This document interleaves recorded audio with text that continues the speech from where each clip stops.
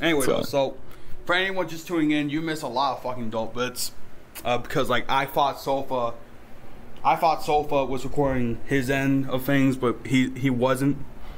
So I'm recording both his and Rami's voice. So what are we talking about? We're talking about Rick Ross and like French Montana sharing both the same like energy of famous but also not famous, right? Midstream, I like to call it. Well, I mean, Kanye West is like, you said like a few days ago, you said something about like Kanye West being mainstream, and I was like, not really. Kanye West is more like mainstream.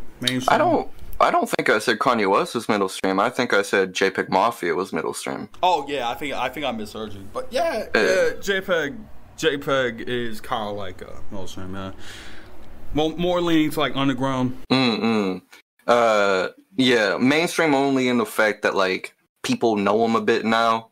But like a lot of the time, I don't think they really understand the music that he's making. I guess it's just by namesake. We're like. Like for example, we free because we're all like rappers. We're in like the no audience underground type shit. Yeah. I did not coin that, but yeah, that's a fitting term.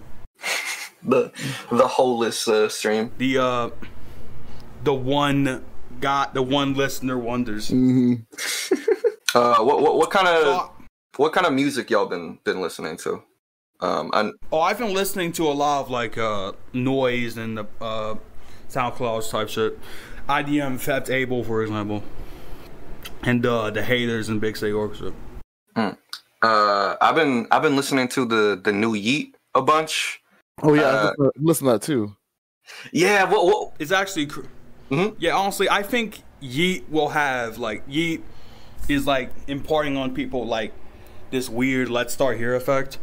Like the album by Lil Yachty, where like he drops something that is pretty like good or like above average in like what the genre he's like exploring actually is, but like people treat it as like people who are not experienced with that genre treat it as like the best thing that genre's put out for some reason. Because like when Let's Start Here dropped by Lil Yachty. How do you say his name wrong every time? Lil Yachty? Lil Yachi? Yashi. What is Yashi? Is that like a Israeli? Yoshi's sibling. Yashi and Yoshi. Sorry, continue. Yashi! Yoshi! Anyway, though. Okay, let's start here by Lil Yachty. People who are not experienced in psychedelic rock praise it as what psychedelic rock has to offer most, for some reason. And that's the same with 2093. Yeah. I think. Yeah. And I think that people praise that as like the best experimental hip hop has to offer, even though it's like just kind of like a good album. I mean, that album just came out, and I don't think I ever saw that with Yachty's album either. Like we've had this discussion before. I think the main issue with Yachty was him being a little bit up his own ass about the project release and him thinking it was that. I don't think the fans necessarily say that or dictate that. I certainly haven't seen it about the Yeet project. I've seen a lot of people shitting on it, actually. Really? Damn. Yeah. I mean, I thought judging from releases, it was like for fucking critical acclaim and like commercial acclaim. Then realized there were some people who were hating on it. Yeah, I mean, I'm mostly on like Rate Your Music. I don't use social media and shit like that, but on there's a lot of pretentious music fans hating on it. That's one of the reasons why I don't use it, because like the pretension, but also on the other hand, like the poptimism associated with spaces like that. Like if a Taylor Swift album comes out, like people are going to praise it like some fucking experimental masterpiece. In reality, it's just like a good folk pop album. I feel like most people shit on Taylor. That last album was some buns, and it still won awards. Yeah, but it won awards. So you can't really say people shat on it, right? It won awards. Yeah. But like also like people were praising Taylor Swift as like the second coming of like Christ or something. So it's like weird to me because like isn't Taylor Swift like an industry like person? Yeah. Oh, sorry. Go ahead. Like obviously she does write like some of her own songs, but like obviously she does write most of her own songs, but like it's crazy. I don't know if she's an industry plant or whatever, but she definitely represents the worst that the industry has to offer in terms of how she weaponizes her fans and also her good girl looking like persona, while just being like one of the worst people in mainstream, one of the most petty catty bitches that exists. Yeah. Like, her fans are annoying as well. Like, the album Freeland Show, for example, had, like, Maddie Healy as a guest, right? And Taylor Swift fans interpreted that shit as, like, some fucking alt-right podcast for some reason. I didn't think it was alt-right. I thought the comments made were weird, though. I mean, yeah, but, like, obviously they're joking. Like, Nick Mullen and Adam Freeland's thing is that they're joking and that they say, like, dumb shit. Yeah. And, like, riff on that. So, they're obviously not serious. The funniest thing about that whole situation happening, I think the reason the comments seem weird to me is because that's an outsider going in there and making those weird jokes and kind of getting them on something that they don't know. But like Taylor Swift started working with Ice Spice immediately after that and dumped the dude as like a PR stunt, and it's very obvious, but the fans just eat it up. Yeah, maybe the whole Maddie Healy appearing in the album Freeland Show and Taylor Swift dumping him thing could be a PR stunt. You know, I definitely think it is, especially her working with Ice Spice and shit too. Because I don't think she would have done that if that hadn't happened. I don't think she would have cared. A lot of like fucking like boardroom executives gazing at like the Come Town hoes and being like, those boys have a lot of success in their trail. Maybe if we can promote Taylor Swift's new song by having Maddie Healy as a guest and then having her break up with him, then we could have a lot of money and success in Taylor Swift's fan base. Won't you say, fellas? As much as I think the industry is cartoonishly that evil, I 100% think Taylor Swift is making her own decisions and she's the cartoonishly evil person. Like, I agree with that. It's scary. Yeah. Yeah. Like Taylor Swift could be like a Disney villain and shit. And Taylor Swift could like release her album via like African orphans carrying it in like a cage or something. And like, why is there a cage? Because the album is hidden inside of a tiger. Wait, where'd the tiger come from? That's Taylor Swift's pet tigers that he keeps around in her Indian property. Why is it Indian now? Yo, you went from African to Indian. Because she travels around a lot.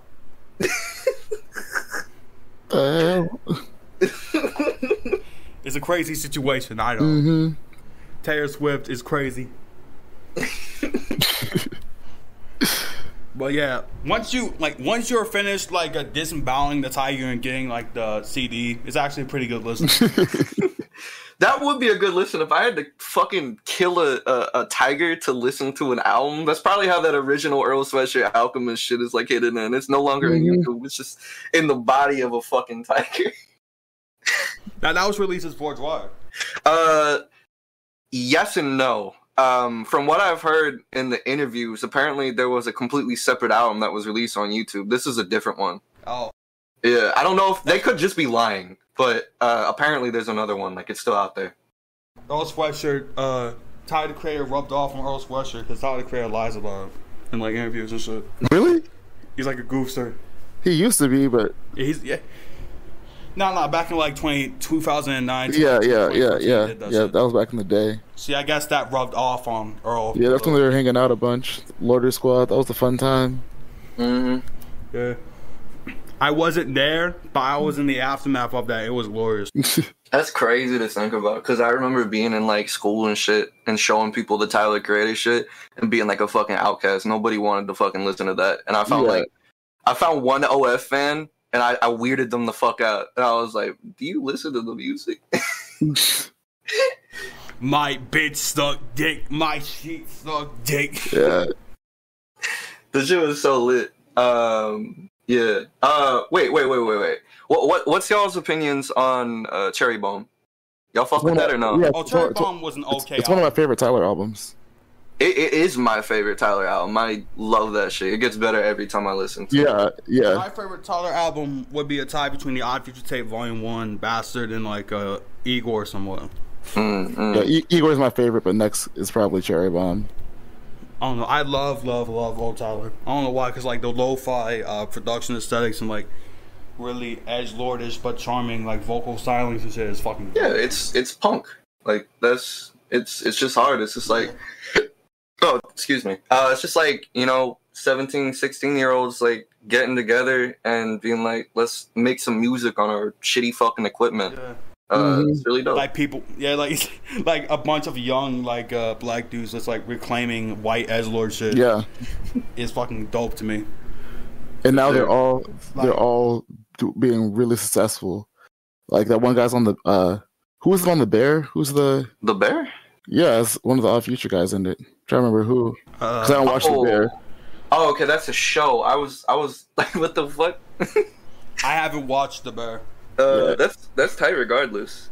Yeah, Brandon Deshay, Left Brain, Casey Veggies. Yeah, L-Boy. Ben Staples, which is not really. Oh, L-Boy, L-Boy's, he's on the Boy. He's on the Bear, which is one an Emmy this year for like best TV show, and it's like super free. Yeah, that's tight. I didn't know about that. I don't think I've even heard of the Bear. I'm kind of out of touch with pop culture unless it's music. I'm jealous. Yeah, somewhat. I'm jealous, man. Yeah, somewhat. Me. Yeah, that's somewhat, man. That's probably because I'm a hermit, though. Yeah, I'm very much a hermit. I used to be on social media even just like a year or two ago, but I got to the point where every time I got on, I'd be like fucking depressed because I'd see like depressing. Yeah.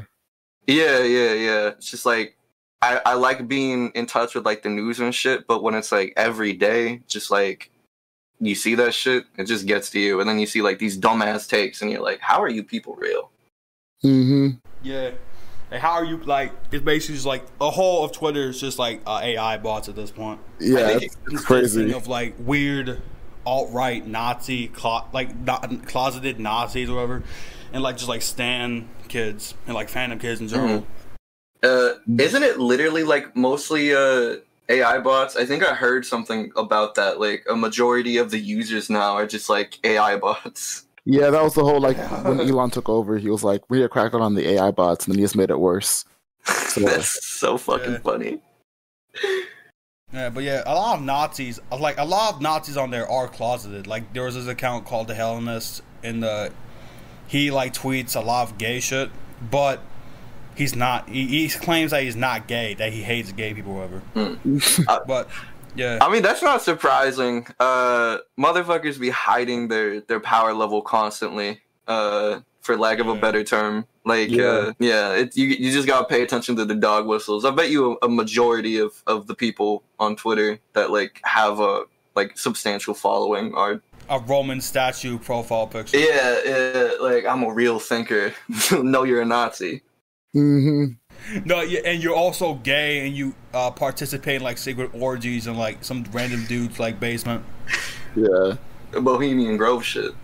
Yeah, yeah. I don't know why this. Like, if you're gay, like just be like, if you're gay and right wing, just be open about it. Like Yukio Mishima. Mm-hmm. You don't have to be like, you don't have to like do this shit in order to like gain sympathy from like straight people.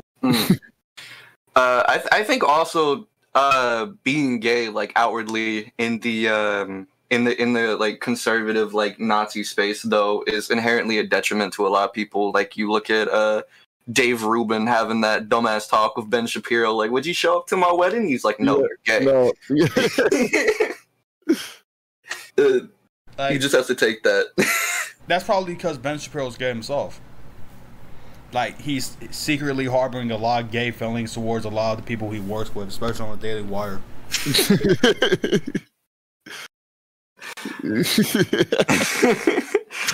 I mean, that's fair. There is that whole thing going around about how he can't make a woman come or whatever. Like, that's just yeah. I think that's just like joking rather than like fact. No, but he said it multiple times, which is the weird part. Like, he loves harping on that. Yeah, it's like doing a bit. I think he's like doing a bit to like piss off like the libs or whatever the fuck. It's not pissing us off though. It's confusing us. My favorite thing is the whole Ben Shapiro is actually a trans man thing. It's like that's why he's short and his voice sounds like that. And I'm like, it's mean, but it's kind of funny to me. My brother's trans mask, and like he would fucking hate to be compared with Ben Shapiro. Yeah, exactly. So it's like, it's bad. Like Ben Shapiro, that's a bad look for trans men, especially when Calvin Guerra existing in that sphere. Like now you have to fucking deal with Ben Shapiro being a fucking trans man. That's fucking crazy. I forgot about Calvin Guerra. Man. I don't think I've heard that name. Calvin Guerra's a normal. It's like it's the trans mass version of Blair White, essentially. Gotcha. I thought that was that Butch, whatever his name is. He just like fucking makes a career out of complaining about the most mundane shit and like just fucking like seeming mildly angry and annoyed at like the most harmless shit on TikTok. Yeah. That's like most of them. That's like all Matt Walsh does. It's all Ben Shapiro do. Generation Z has gone insane. What happened to the children? It's a really think of the children. Why are we being indoctrinated? It's a really easy grift though. Like I can just go on the internet and just be like, "Wow, black people are crazy. Look at the average black person. See, I'm black and I'm not like these other black people. Let's go a whole Candace Owen route and probably get like dozens of thousands of dollars, you know?" Yeah, you could like basically you could base a podcast off that called the SoFa Nerd Show. Yeah, and just like it's all fake. Cause there's that girl that like pretended to be she's a black girl. She pretended to be a Trump supporter and like Rachel Dolezal? No. It was like a small thing. She like said her parents were kicking her out because she was a Trump supporter and she was black and like people donated her hella money and then she just dipped. She wasn't even true. It's fucking awesome. Hippie white girls who think they're like black in their soul are fucking like crying right now.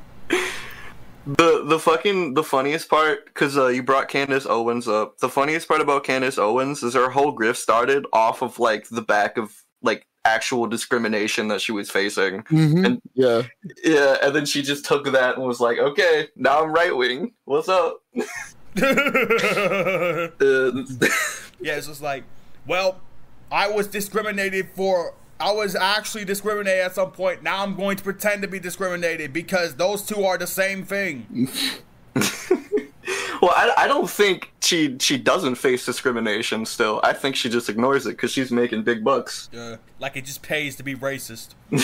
Like I could have a lot of money just from saying like racist shit or something. Like I could get paid for that. That would be fucking insane if I did. Yeah, I mean by proxy of like how our system is, I mean that you can get rich off just being racist and it's super fucking easy. Yeah, I'm going to be the new Blair White. Blair White V2. A hybrid of Sunny V2 and fucking Blair White. The world's not prepared. Watch me, motherfucker. Watch me.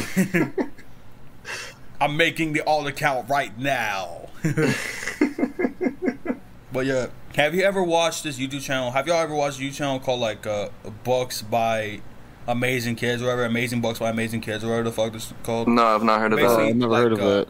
So it's basically like a channel about like people who are suffering from like mental like health conditions or like deformities or whatever. Like I've seen a few like burn victims there, and like a part of me feels bad for them. But you ever can't like resist like laughing sort of for some reason? Because like obviously like when you see someone who looks like a fucking the inside of a Terminator in that channel, like you can't you can't resist laughing.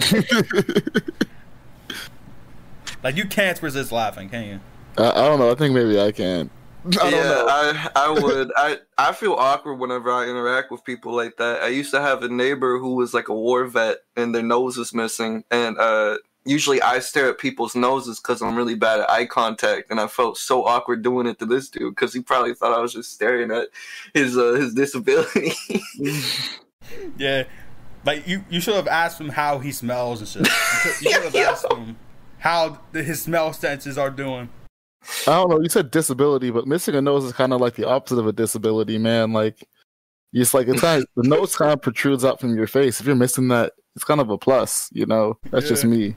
Like, plus you don't have to smell shit. You don't have to smell shit anymore. I think he still could smell. I think he just had holes on his face. He didn't have like the nose part, you know. Yeah, true. Is that how it was? Would it be fucking great? Yeah, that's how it was. Would it be great? Wouldn't it be great if his like sense of smell was gone with it?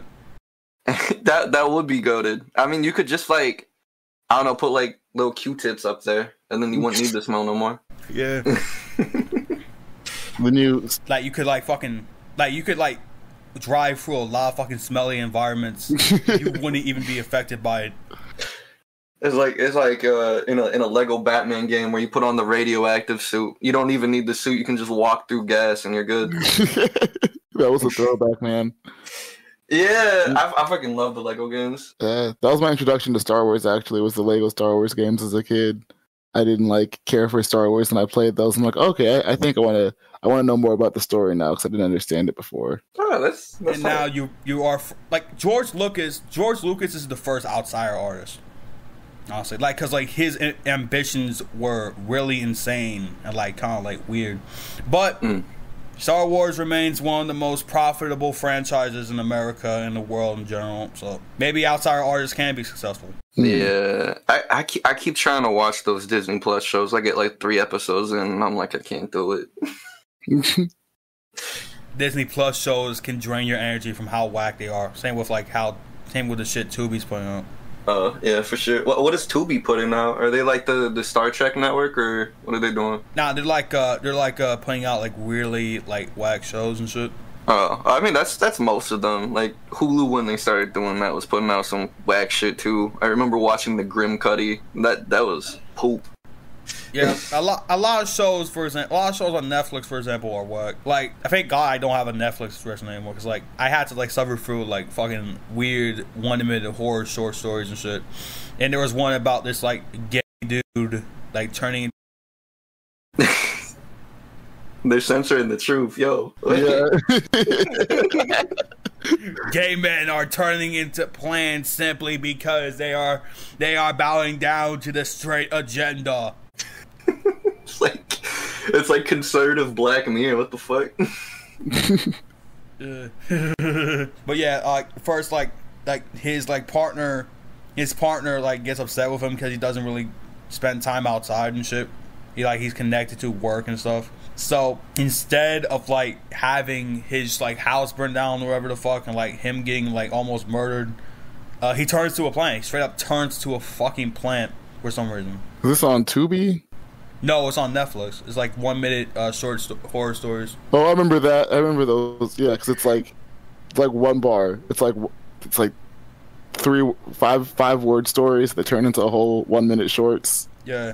I didn't watch it. I saw the concept, and I'm like, you turned a 5-word horror story into a 1-minute short story. Well, I mean, these usually last around like 30 to 45 minutes, or like 2-sentence horror stories. Yeah, what you described though just sounds like Troll 2. Like, a lot of them is corny.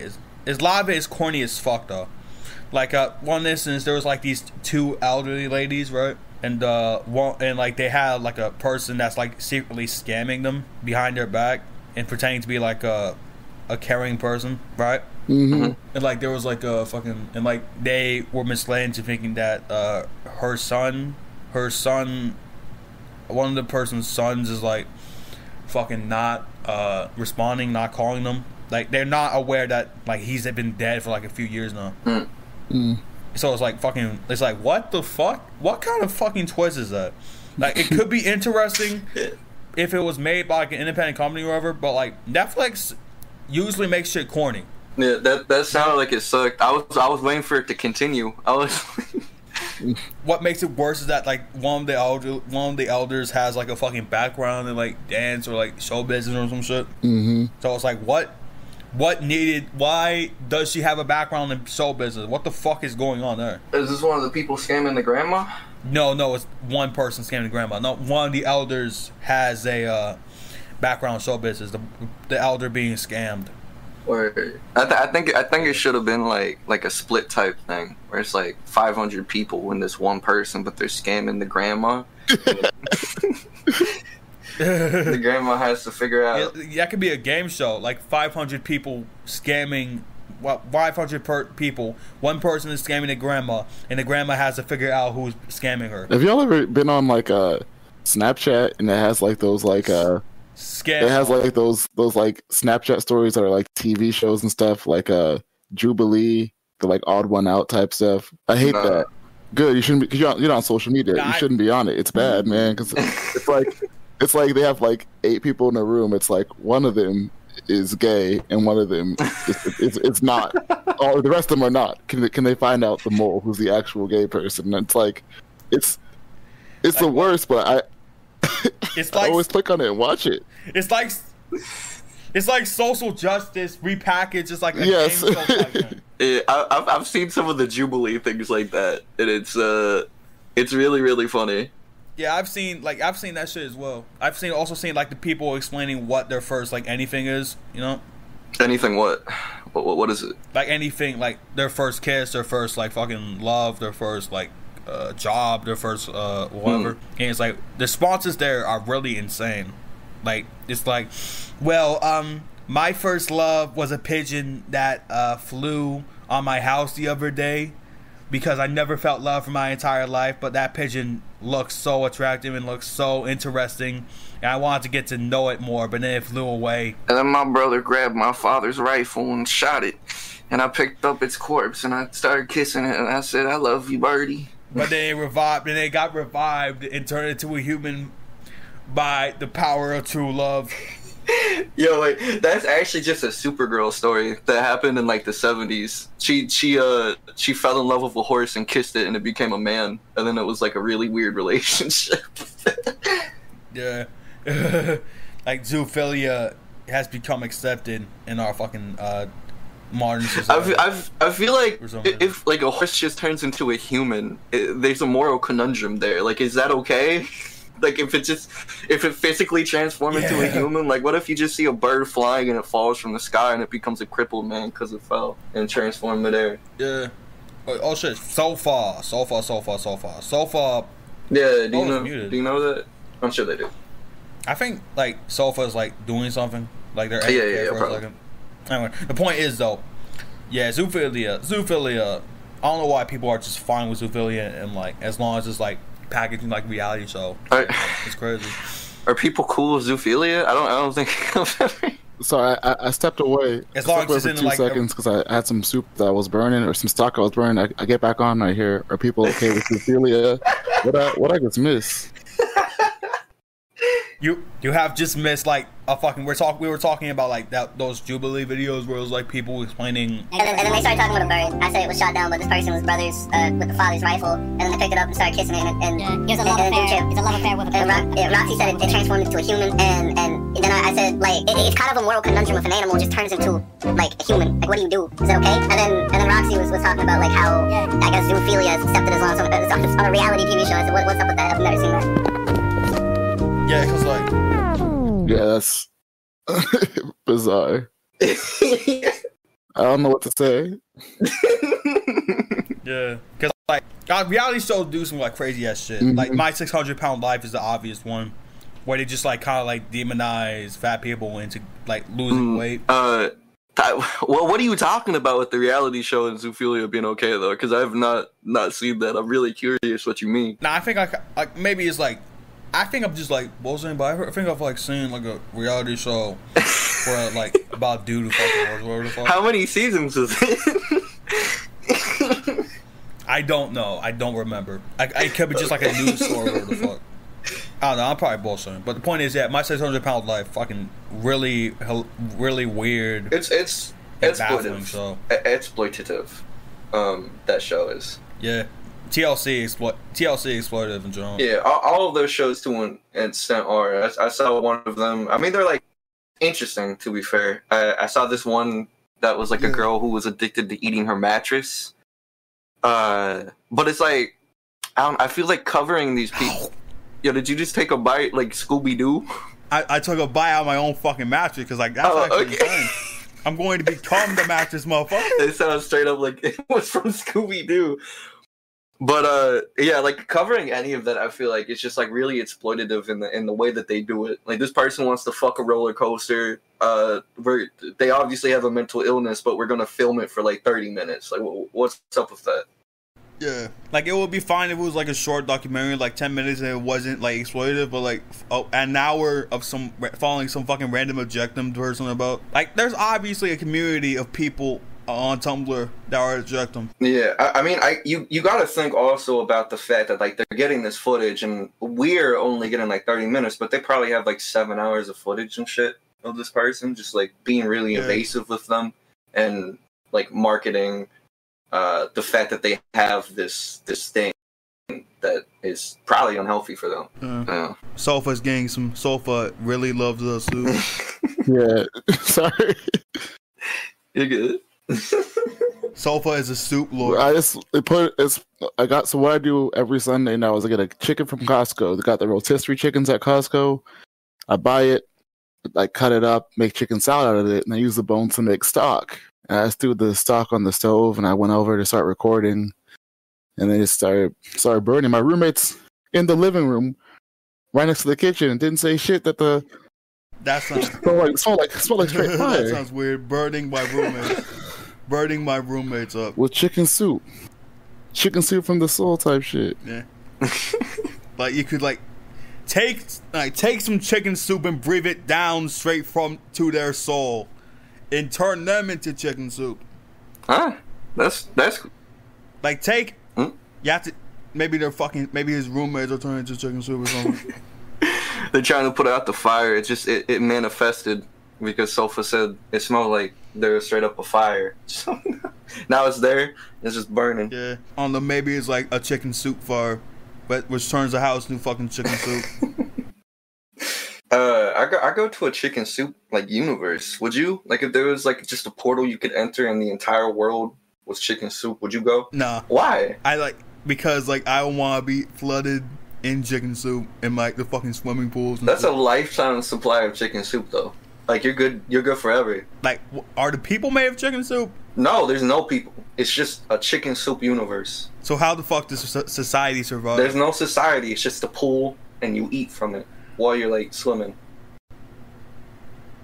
Who the fuck supplies chicken soup? No, it just spawned there. It's just there. So I forgot your name again. What? Rami.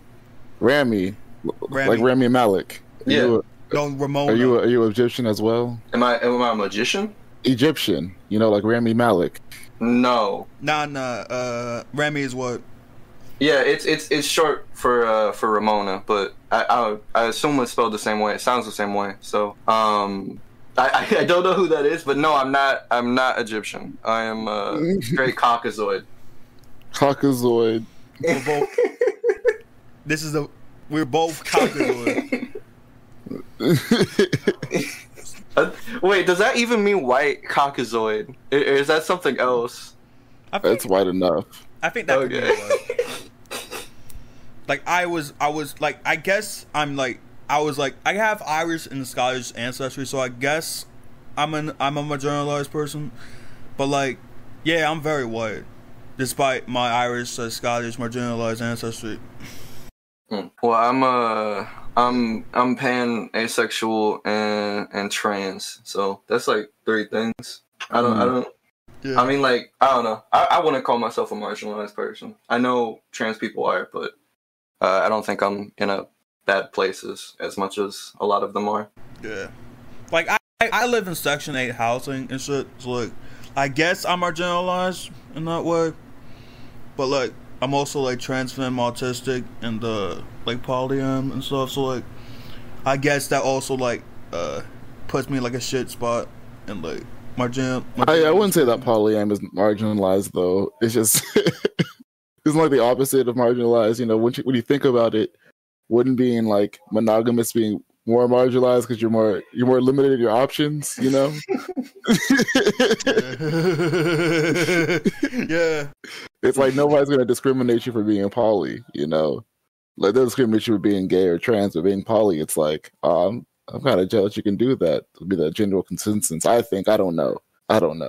I shouldn't be speaking on this, but yeah, I have an opinion. No, you're good. Like, I'm sort of single right now, but like I have like if I have multiple partners at once, I'm going to do that as long as like the other parties are fine with it. I'm in a relationship. I think I don't know. I'm not a hater to the poly stuff. Just personally for me, I'm very codependent, so it wouldn't work that well for me. But me and my girl are like open type shit. Right. But yeah, I think the poly stuff is super cool, and I have a lot of friends who are in situations like that. I've noticed a lot of poly people get into their little circles, whatever you would call it, because they're getting out of like abusive relationship stuff, and it's like a home for them, and I find that lovely. Yeah, I fuck with that. I think I fuck with the idea of like abuse survivors recovering together. Anyway, but yeah, about the I was talking to Rami about My 600 Pound Life and how like fucking baffling it is. Yeah. Because like My 600 Pound Life is the home of just like demonizing fat people, like extremely fat people for no reason. It's like make them lose weight. Yeah. Like they just find these like really overweight people and then just like make fun of them and like place them in like a weird light. I think them losing weight isn't like a bad thing, but at the same time, like the way they do it, is like kind of like fucking exploitative. Especially because I said that earlier. But like for me personally, I'm not planning to like lose weight, but I'm not like just a fat ass like throwing shit down my fucking gullet. Yeah, I've been working out a lot, mostly because I've been depressed, so I'm like, maybe that'll help. Never does, but why not? Yeah. But fucking, yeah, I was gonna say, like, I feel like My 600 Pound Life is especially fucked up, not just for the people who, like, make the show. I already said that was, like, exploitative earlier, but also you have to consider the audience of people watching it. They're not watching it because they want these people to recover. They're watching it because they think it's funny. Like, yeah, they want to like laugh at like 600-pound people on the show. I think it's weird because that show is like the main doctor on that show lives in Houston, and it's just weird seeing all these people come to Houston on the show and being like, where are these 600-pound people? Because I used to live in Houston. I wasn't seeing them when I was living there. Where are they at? Everything's big in Texas, man. Yeah. It's like that Manny Fresh song. Yeah. Except Manny Fresh does not live in like he lives in Louisiana. I think that another weird thing about that show is that show and many other shows like it is that it's on TLC, which stands for the Learning Channel. Like, what are you learning watching that show? You're learning that you're learning that fat people are hilarious. And just like 90 Day Fiancé is also on that same channel. It's like I'm not learning anything from that show except like people get scammed pretty easily. You gotta learn from the fact that fat people are fat. Yeah. Apparently. Yeah, I mean, you're learning about spectacles, and if you fail in this society and somehow lose yourself and become overweight, that you'll be a spectacle on live TV for people to laugh at. For life. No. It's like a dystopian universe where you just like get cameras pointing at your face and shit. That would be crazy if I walked outside and there were cameras on my face. I'd be like, what the fuck? Yeah. Like, obviously, I would consider myself fat, but like not really, really overweight. I'm like 300 like pounds or some shit. And like, I would fucking be mad as shit if there were like people from TLC pointing cameras at my face. I fucking on some Kanye West type shit. Like when he fucking fought the people, the paparazzi in like his like garage because they were like fucking stalking him or whatever. Yeah. That I fucking love that video. Yeah, cameras will be fucking broken. They're like, hey, good morning. Fuck you. Yeah, get the fuck away from me, you fucking mosquito. All you do is bully.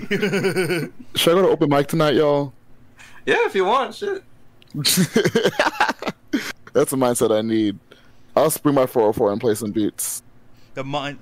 Oh yeah. I gotta do some stand up.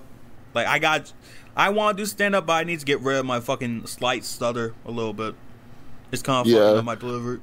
It's hard. I'm thinking about going for. I think it's because this place does poetry, comedy, hip hop, and whatever else. So I've seen people just like get up there and like there's a mime performance once. I wasn't there for that, but I heard about it. It takes lots of balls to, do a mime set. Miming, like just fucking miming, constructing houses and shit, and then having the house it's like on you. I think the mime had like the whole like white face paint and everything. It was like a full on mime. That's crazy. That's lit though. Were they a professional mime, or were they just like I heard they were good. I heard they were like a theater major in college. That's that. We're not like a lot of all three of us are not really mime professionals. We're not educated in the mime sphere. Yeah, what are you doing? What are you doing if like you go there and you see the mime dude and they start like having a fake gun and then they just shoot someone in the crowd and it's real even though you can't see it? That's terrifying. It's like it's like a plot of the Christopher Nolan movie or something. The Prestige. Isn't that what The Prestige is about? I don't know. Yeah. I ain't get it.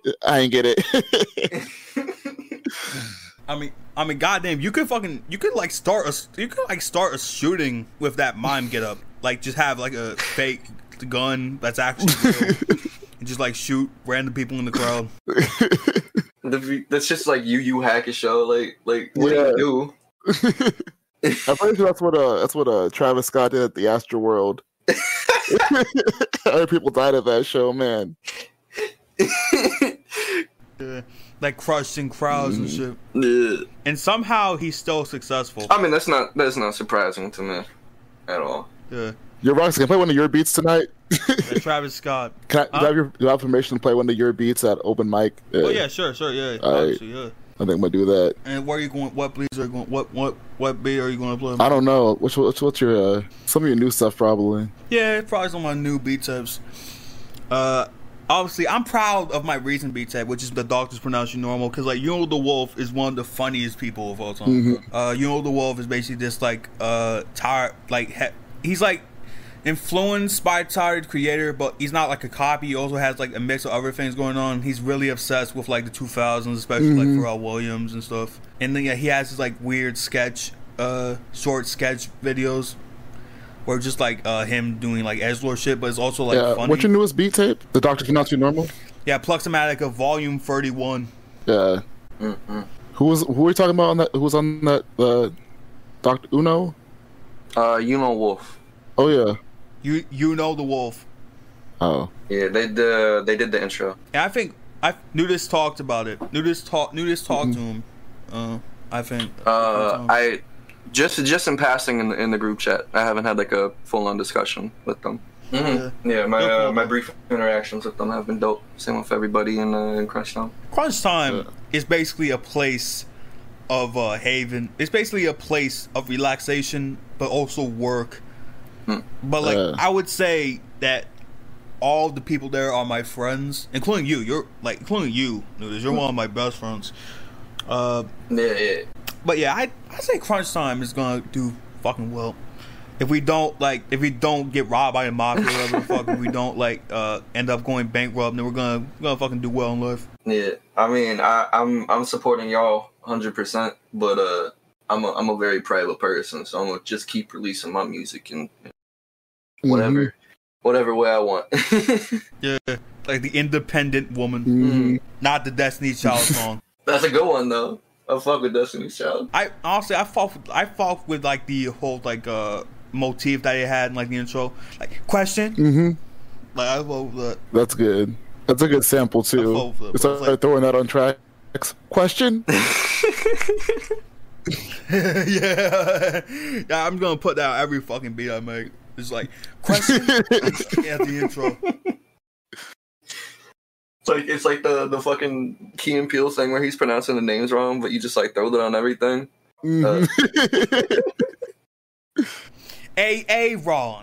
Aaron. Yo, that is funny fucking fact. My mom's really into like the anti-Scientology shit. Apparently that dude has a fucking YouTube channel and he's like really adamant on going against like Scientology and stuff. Who does? The Aaron dude, the dude the actor that played Aaron. Yeah, the little white boy. Yeah, they grew up and now the white kid. Yeah, now they have an anti-Scientology channel. It's crazy. That's dope. Good for him. Good for him, man. Yeah. Yeah.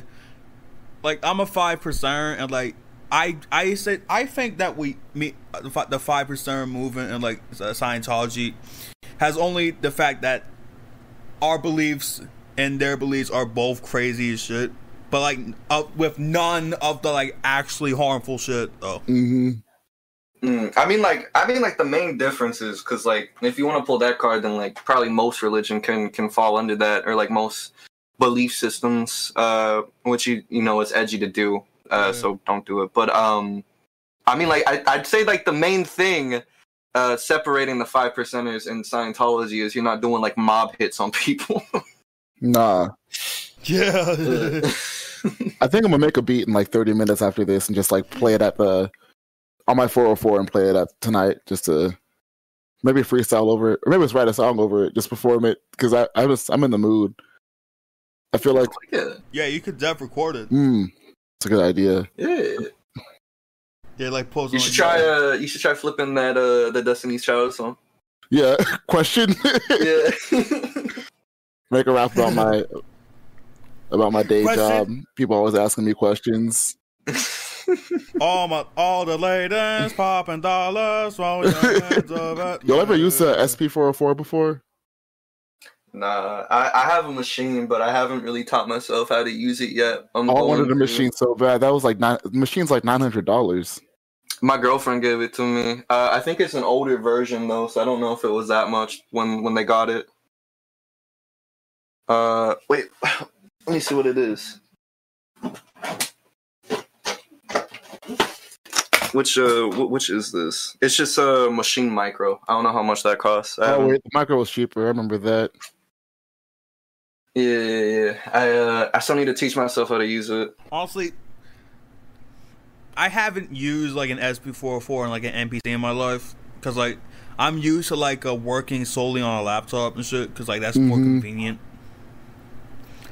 But I'm interested in like MPCs though. I'm interested in MPCs and like 404s and shit. Yeah. I like the way they work. I prefer like a straight up Akai. I want to get one of those one day, just because it seems a lot less resource intensive than the machine, because the machine you still got to do like exterior shit like on the PC. The pads are really appealing to me though. It's hard to produce on Fruity Loops because I can't feel the music, but with a pad, you know, I can drum it out, and I really get the feeling of doing that. Can't you connect your machine to your computer though? Yeah, you can, but you got to do all that like exterior stuff. Whereas in Akai, you can take it on the go and shit. This can't leave like the PC. You can't just activate it. I'd love to just like go outside, like just like some random place, and like observe the scenery while making a beat. That's my dream. Yeah, I've been doing that a lot recently.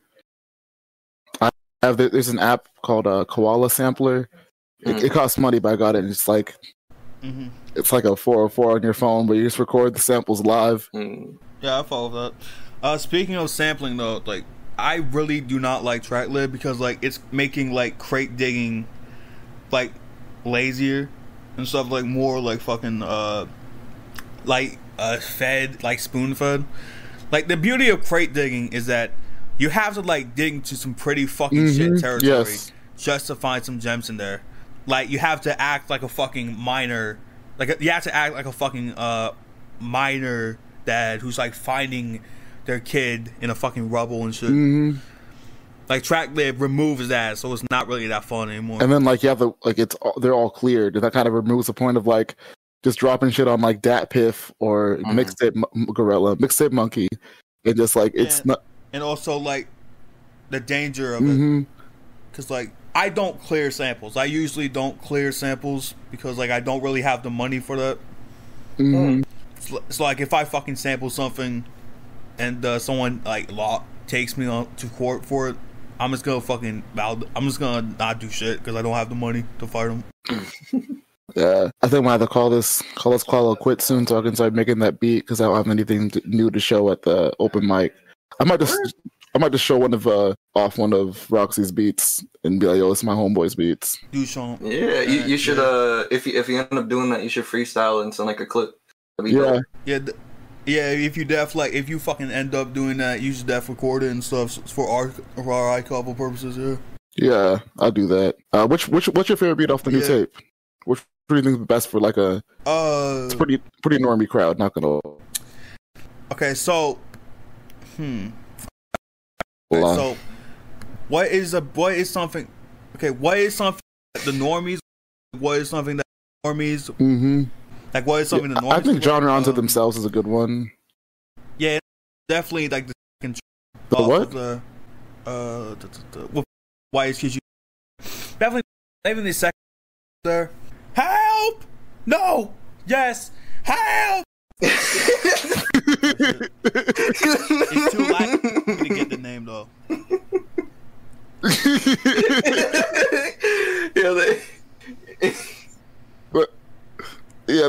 That'll scare some people. What's No. It's like soul though. It's soul though. Like it's just like it's soul though. So it's like it won't scare people off. Burning drumline.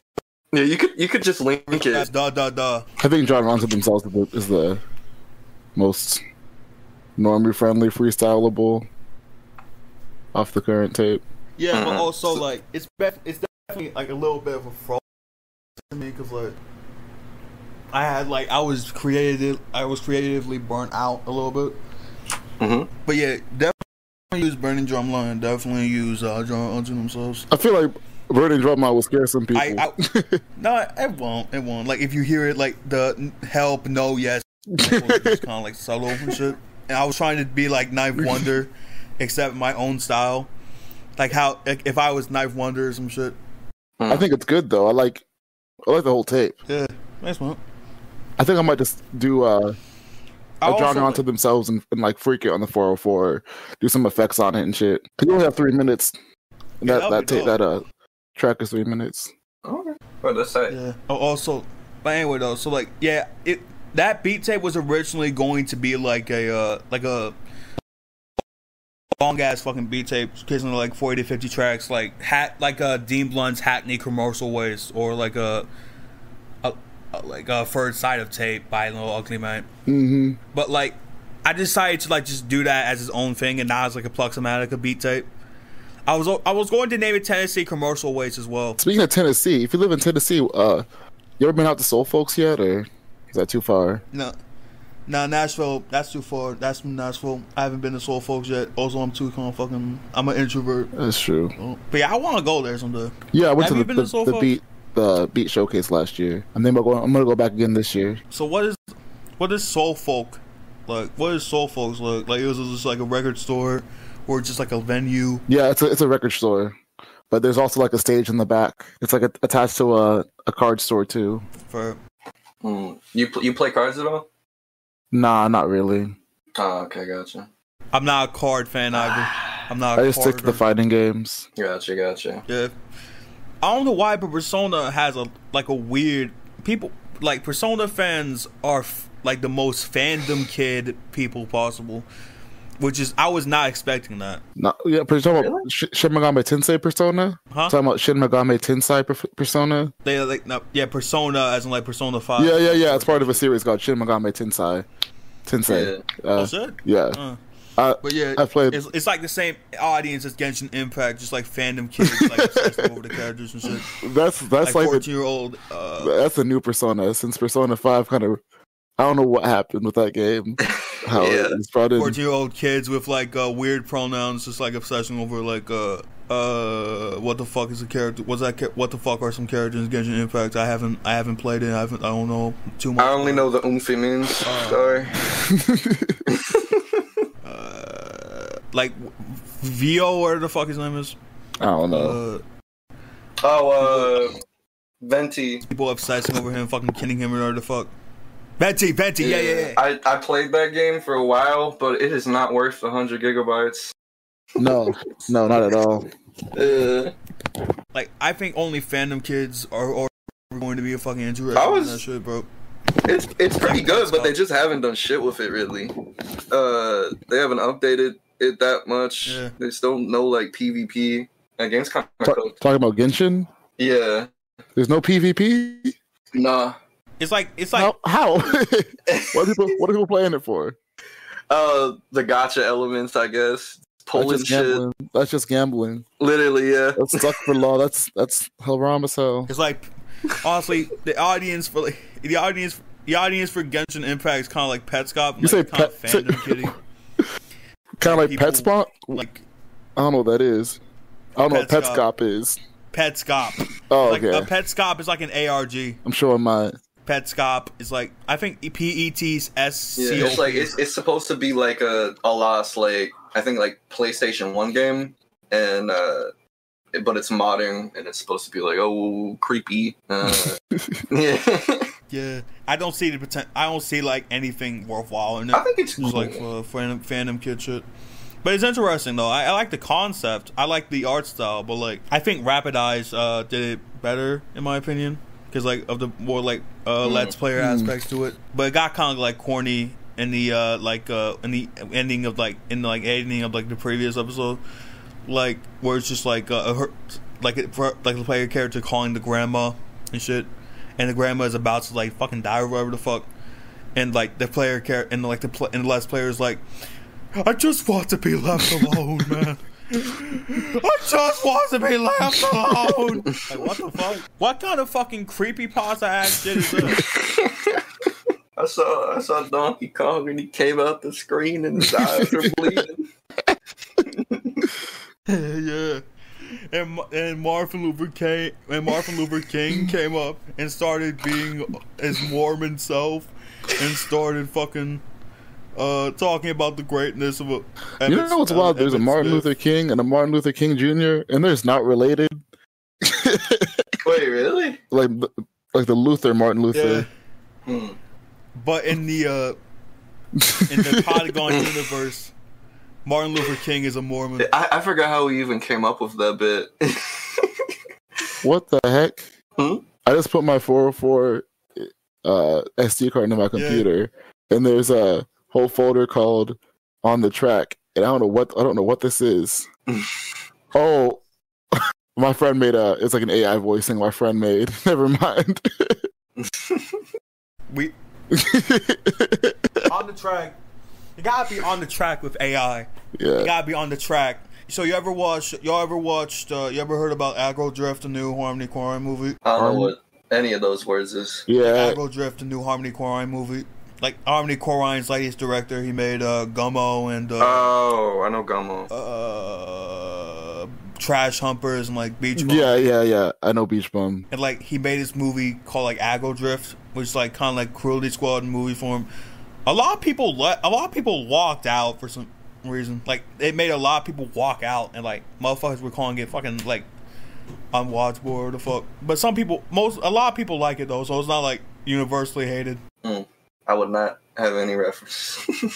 Yeah, me neither. Yeah. I mean, like, why was it walking out? Like, I think it's because like the movie is extremely psychedelic. And stuff. Okay. Like, it's like fucking no plot, just like color. So it's kind of like the newest Ari Aster film. Yeah, I like that one a lot. Beau Was Afraid. I haven't seen it yet, but I need to. I just got around to watching Midsummer earlier last year, and that shit was amazing. I was watching that like a few weeks ago. I was watching that film. What's it called? It was about the brother that accidentally kills his sister. Oh yeah, Hereditary. Mm-hmm. Hereditary. Yeah. It's like it culminates with this fucking fight scene at their table. Yeah. And the mother just like yells at him for like fucking accidentally. I am your mother. I love that scene. I was going to a huge film school when that movie came out. Nobody apologizes. Nobody apologizes for anything they've done. Yeah, I was going to a huge film school when that movie came out, and that was the thing we would do. We just like start quoting that like argument whenever people were talking. Just, it's so good. Yeah, that's my favorite horror movie. Have you seen like someone could be just like talking about random shit, and then you could like stand up and be like, "Listen to me, you little shit." Have you seen his first project, Ari Aster's first project? It was a short film called "The Strange Thing About the Johnsons." Oh wait, that was him? Yeah. Yo, he was the time for Dundans? Yes. Holy shit! No, I didn't know that was him. I've seen it though. Yeah, it all clicks now, right? Holy fuck! Yeah, that movie was insane. Short film. Roxy, have you heard of it? I've heard of it, but I don't think I've. Yeah, it's on watched YouTube for free. But it's pretty insane. Yeah. Have y'all ever watched Mandela? Yeah, I thought that shit was goofy. I'm not gonna lie. Yeah. A lot of analog horror shit is. There's one thing I like. Fuck. What was it? Liberty Lurker. What was that? The Monument Mythos. I thought was really good. Alex Kansas. Alex Kansas. Who? Apparently his like the latest episode of that like kind of like was anti like gun. Monument Mythos, or? And some people were hating on it. No, like the latest episode to Monument Mythos. I haven't seen the newest episodes, but I saw I don't know if you would call them seasons. I saw season 1 and season 2, and I thought that. Yeah, but like the latest episode was like overly like political, like it was like anti-gun or something.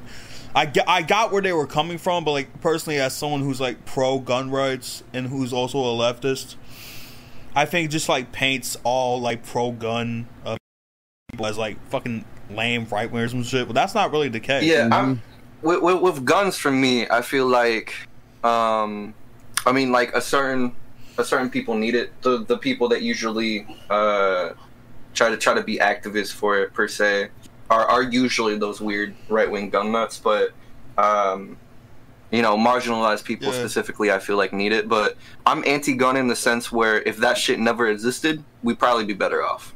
Mm-hmm. But we're never gonna get that no more. Right. So I'm pro-gun to an extent. Well, I mean, I'm pro-gun because like I'm pro-gun like the under no pretext should firearms be taken away from people type shit, because like you need that shit for self-defense, and you need that shit when motherfuckers come and like run through your spot and shit, and like you also need that. Yeah, I mean you need it for self-defense. So like taking guns away is going to be a fucking really bad time, because motherfuckers just going to be like shanking. But I mean, you only need it for self-defense because other motherfuckers who are going to do that shit also have guns. Mm-hmm. Yeah, just kind of like a shootout in the fucking open air. And now it will be that's going to be, and that will not change when guns are going to be taken away. It's just going to be a knife out, and when knives are taken away, it's going to be a fist out. And when people get there, and when everyone gets their hands cut off, it's just going to be fucking. That's why when I'm the dictator, everything's just going to be illegal. You have to live in the cage and eat the goy slop. And no peeing or pooping either. Mm-mm. Yeah. Yeah, just like fucking goy slop. Who the fuck was that, by the way, I'm talking? This is people. Yeah, it's like, oh, she left my roommates. I think it's actually time for me to head out. It was fun. Yeah, it was fun. Right. We should do this again. Yeah. That's the end of this episode. Yeah. We are down to have you as a fucking. The next time we'll be more prepared. Yeah, obviously. Yeah. This time I was. All right, take it easy. Yeah. Feel free to hit me up for sets too. All right, oh yeah. All right, I'm gonna stop recording. Yeah. Peace. Thank you. Bye. And Def recorded. And Def recorded your set in like open mic. Yeah, they left a while ago. Yeah, that was crazy. Yeah, they left like 15 seconds ago, and he just yelled it out like they were still here.